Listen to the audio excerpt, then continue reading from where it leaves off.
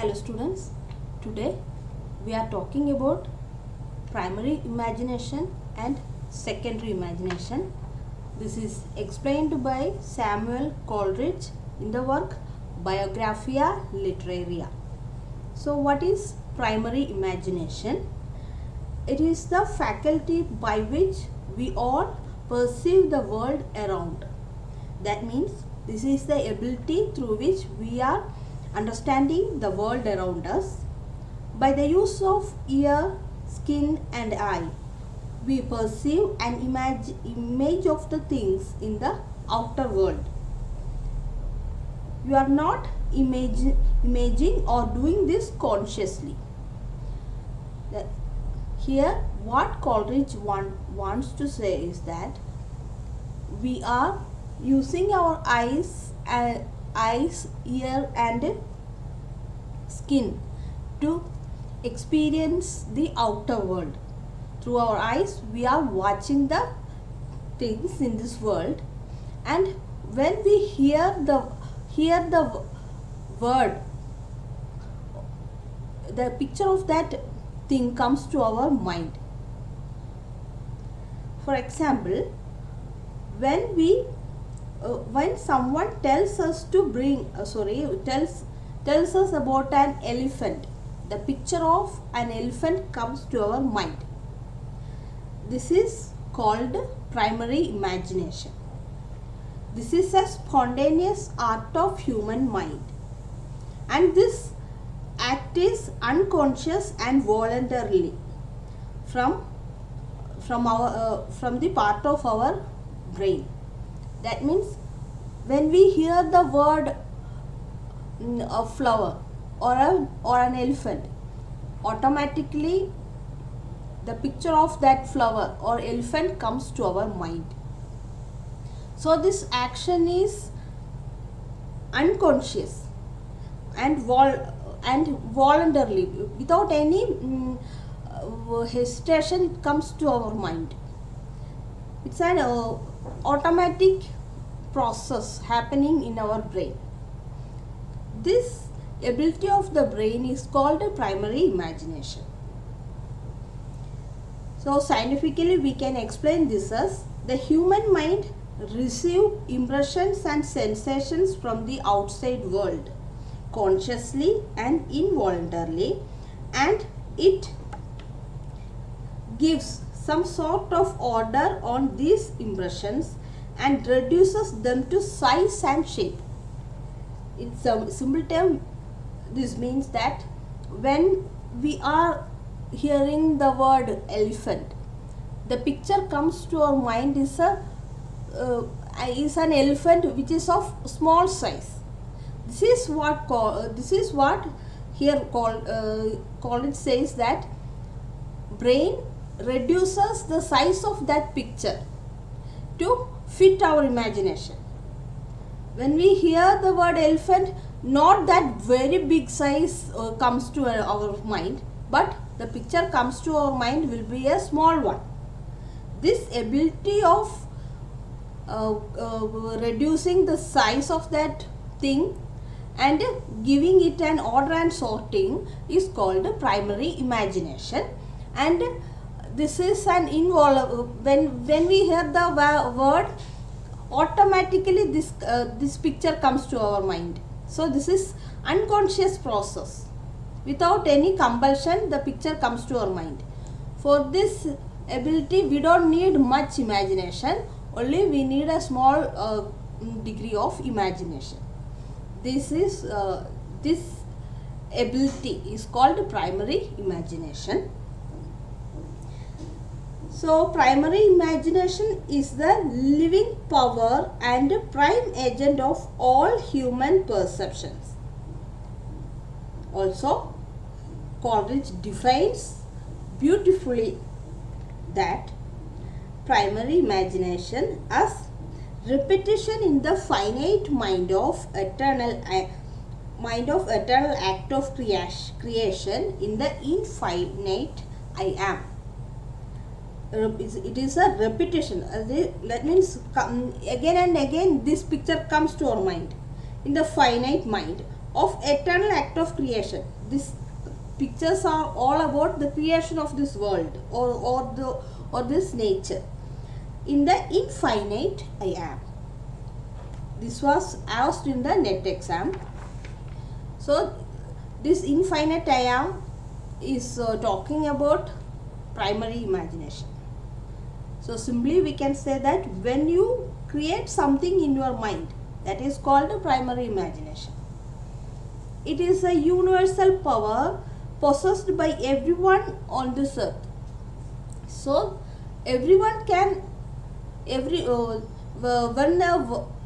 when a word comes to our mind, the picture comes to us, comes to all of our mind. This is a universal process. Everyone has this ability of primary imagination. Then Coleridge is talking about secondary imagination. This is what makes artistic imagination possible. For secondary imagination, we need more imaginative and creative power. When someone when someone is asked to write a poetry on a flower, not everyone can do this, because everyone can the picture of a flower comes to everyone's mind, but not everyone can write a poetry on flower. Here in this degree of imagination, secondary imagination differs, that for writing poetry one need more artistic abilities, more artistic power and imagination, and this more degree of artistic ability is called secondary imagination. We can imagine, but we cannot be good artists. So everyone has primary imagination, but we lack secondary imagination. Secondary imagination makes artistic creation more possible. It requires a will and consciousness. When we are writing a poetry on a flower, we need more artistic creation, and consciously we have to make efforts to write a poetry. This is the difference. Coleridge called this secondary imagination a magical synthetic power. So they may ask in the exam that what is meant by magical synthetic power. This is secondary imagination, not primary imagination. A synthetic power which magical in nature.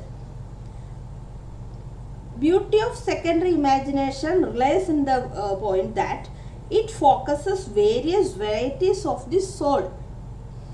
We can see how it unites everything. According to Coleridge, secondary imagination is a poetic vision.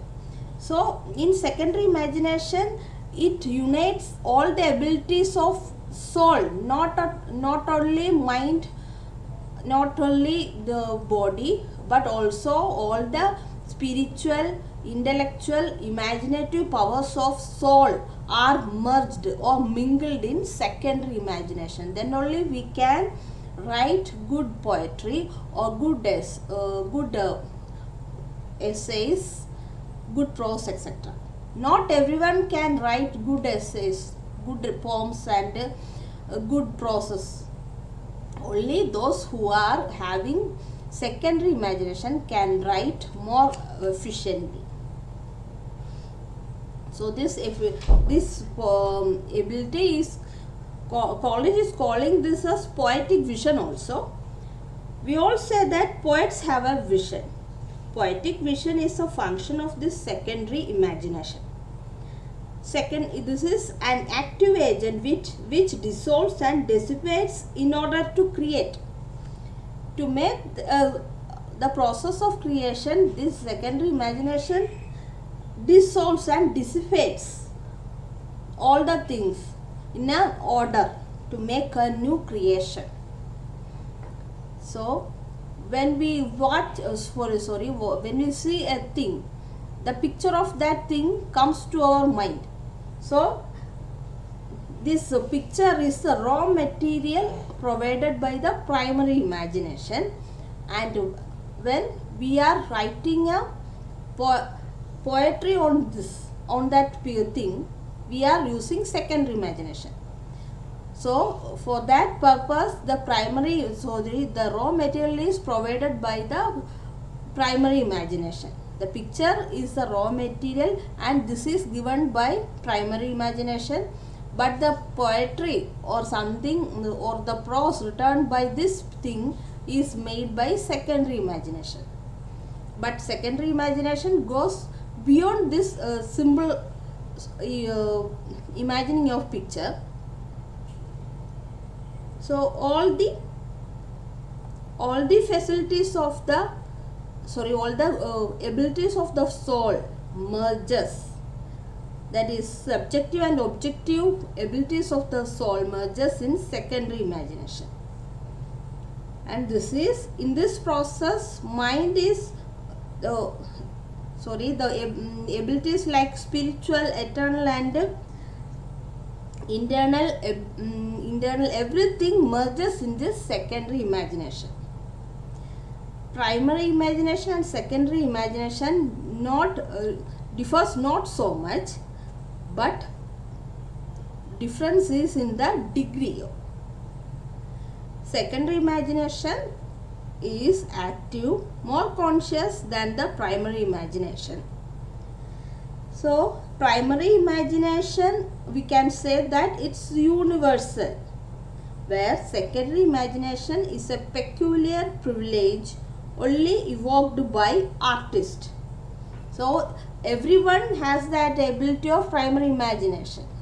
When the word chocolate we hear, the picture of that chocolate bar comes to our mind. This is primary imagination. Everyone has this ability. But secondary imagination, we need a peculiar privilege.